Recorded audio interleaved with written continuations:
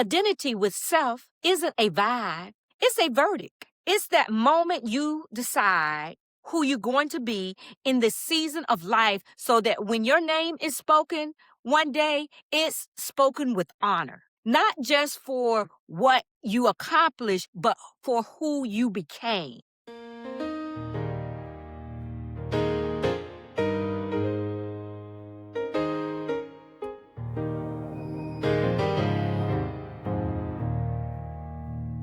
Morning breaks on a brand new climb. Shadows fade in the light this time. Every scar tells a ceiling. Welcome back to Beautiful Onions. This your girl, Andrea. How you doing today? And today we're continuing our identity conversation with identity with self, okay? So this is about us. The space is about alignment, not performance. It's about honesty, not image. It's about legacy, not just success. If you lived long enough in life to stop pretending, if you survived seasons you didn't plan for, and if you're asking yourself right now, this moment, who am I becoming and what will remain when I'm gone? This conversation is for you today. Yes, it is. Because today we're grounding ourselves in this truth. Legacy is identity. Okay? So let's move on with before we start the conversation of the scripture. The scripture for this series is going to be Proverbs 4:23, which says, be careful for what you think because your thoughts run your life. That means what you believe about yourself shapes how you live, what you will tolerate, what you built, and ultimately the legacy you leave. Legacy doesn't start with what we leave behind. Legacy starts with what we allow to shape us internally right now. So today I'm going to walk you through how we're going to handle this conversation. I normally only do two sections. Today we're going to do 3. So it'll be a little longer, but it'll be okay. The first section I'm going to talk about is the legacy wake up. The second is the push through. And the third is the line in the sand. Each one builds on the next. And all together, they'll tell the truth about identity with self. Okay? So the first one is legacy, the wake up. Okay, this is my story. Legacy with self really came into focus for me when I started looking back over my life. Not just as the good times, but at everything. The choices I made, the things that happened to me, the seasons I survived. And I found myself sitting with a question I had not slowed down enough to ask myself. Okay? So when my life is over, what are they going to remember about me for? I'm going to say that again. The question I hadn't asked myself is, when my life is over, what are they going to remember about me? Who did I help? Who did I guide? Who did God use me to reach when they were tired, confused, and ready to give up? Yeah. And I realized something very clearly. I didn't just survive. I was preserved. God doesn't preserve us just to keep us alive. He preserves us so someone else can live, grow, and heal or find him because we said yes. Okay? So the teaching block for this identity with self, with the wake up, is identity with self begins when you recognize the truth, when you were not preserved by accident. If you are still here after the loss, after the pressure, after the season that should have broken you, that's not coincidence. That's a calling. So preservation means responsibility. I'm going to say that again. Preservation means responsibility. If God kept you, there is something he expects you to steward your story, your wisdom, your warnings, your obedience. Survival is not a goal, service is. Midlife is not a crisis, it is clarity now. When you stop chasing preferences and start explaining your purpose, that's awakening. So let me ask you, when you look over your life right now, who has been helped because you obeyed God? And what did you survive that's now carries responsibility? So these are the questions you need to ask yourself. So I have a bonus sheet. Go to beautifulonions.com, get the bonus sheet, sit down, reflect on these questions, and figure out who you are, the identity with yourself, what God has taken, has helped you through a situation, and now you need to look at what you're going to do with that and how you're going to move on and how you're going to help someone, and why did he make you survive what probably should have killed you. So, all right, that was the opening for Identity with Self, CTA. Natural Menopause Healing book. I have it, dealing with menopause. It is out there on my website, beautifulonions.com. It is a book to help you manage your menopause. Go take a look at it. So you can be able to live the next 20, 30 years with menopause and manage it. Help you with your doctor's appointment. It helps you talk to your doctors. It helps with your family history, so you will know what things that could possibly happen in your history and be able to have conversations with your family. So other than that, I'm taking a short CTA and we'll be back for the next segment.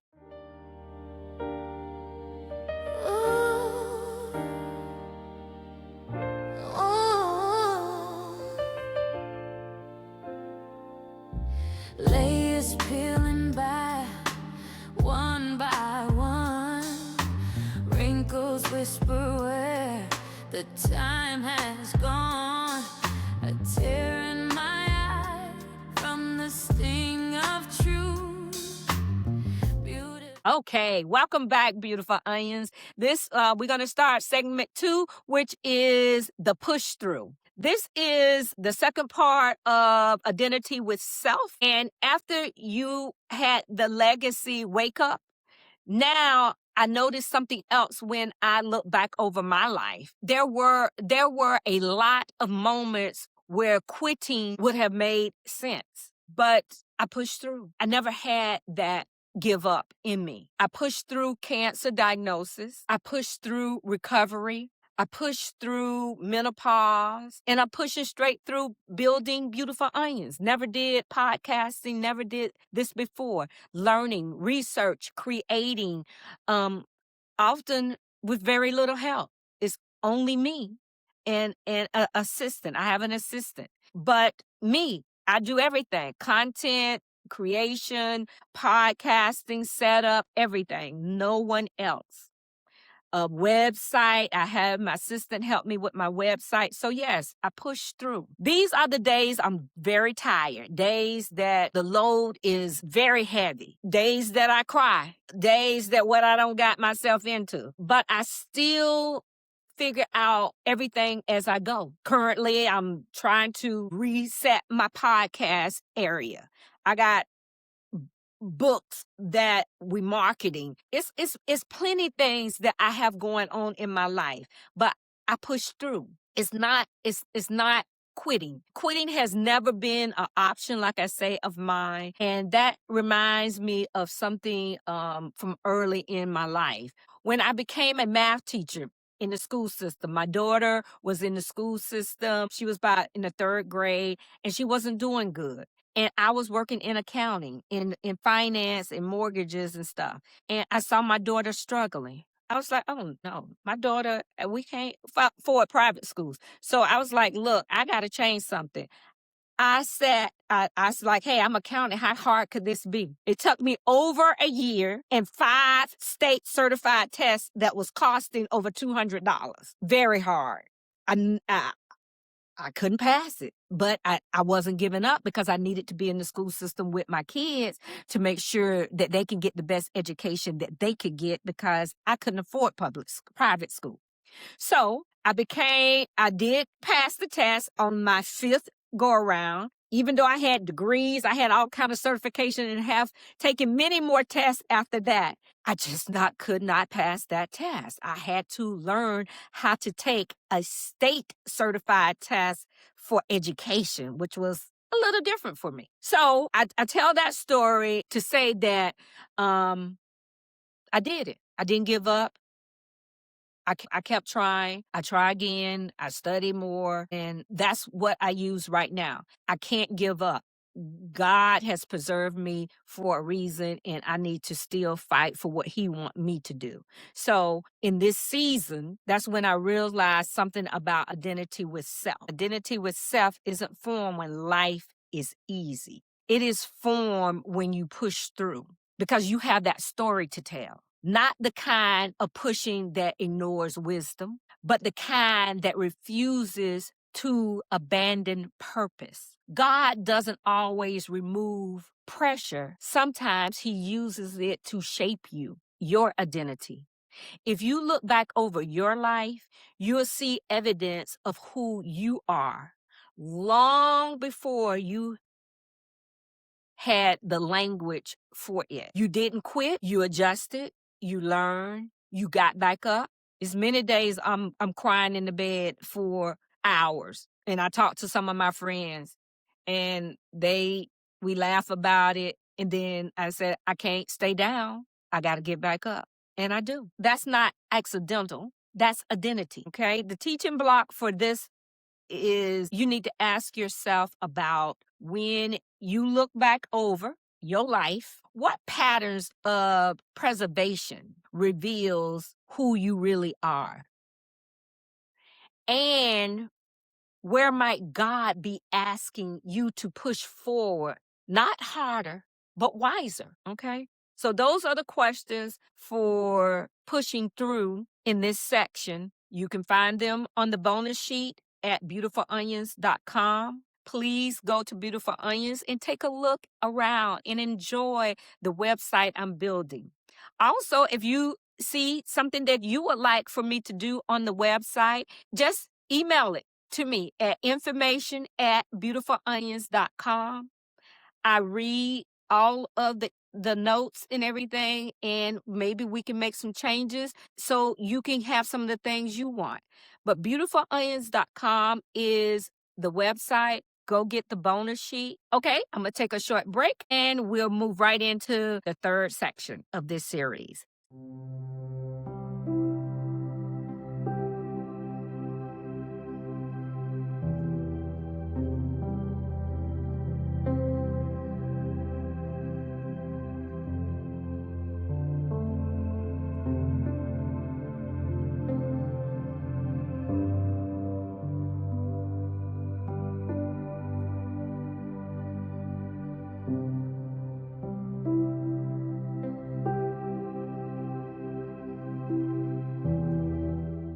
Okay, welcome back. Segment 3, which is called The Line in the Sand, where I draw the line in the sand. We've already covered after the legacy wake up, how much I have pushed through. There was one moment that mattered, and it happened when I hit menopause. My body did not feel right. My pace did not feel right.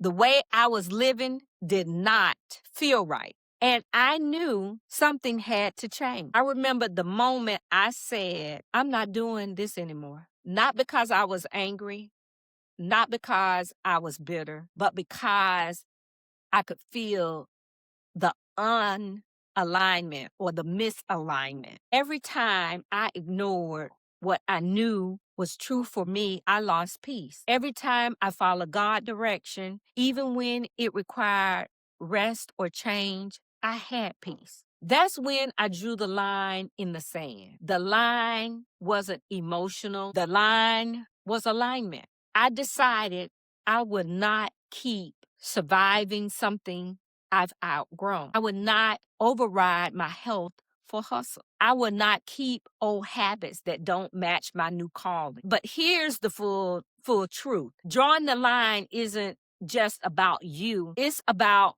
alignment. Once you align, you are responsible to help others align. God doesn't preserve you so you can sit down. He preserves you so you can serve. Identity with self is forged at the moment of decision. Let me say that again.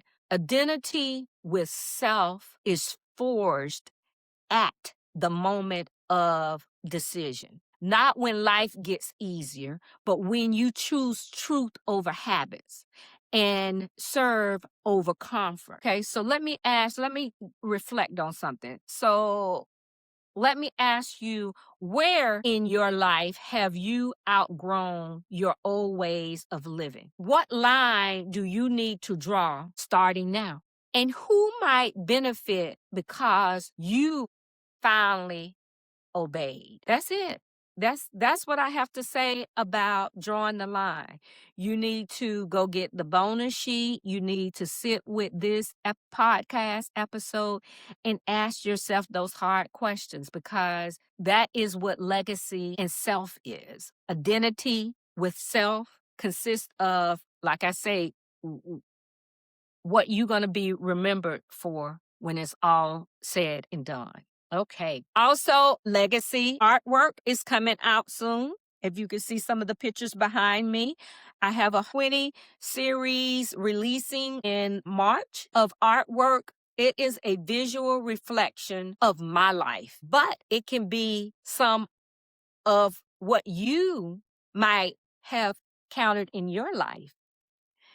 It's how I visualize my journey of life and what I've been through and my identity. I wonder if you can look at some of the same artwork and visualize some of the things you went through. This collection honors my father, Charles Mackey, and the legacy that he shaped of who I am.